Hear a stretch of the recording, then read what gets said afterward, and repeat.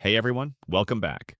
In today's video, I'm going to show you how to turn on comments when you're posting a video on TikTok in 2025. This way, viewers can share their thoughts and engage with your content right from the start.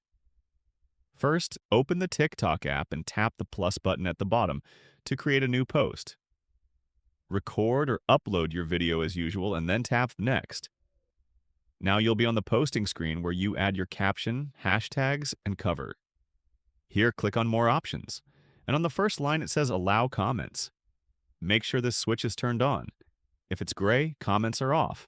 If it's green, comments are on, and people will be able to comment as soon as your video goes live. Once that's set, just tap Post, and your video will upload with comments enabled.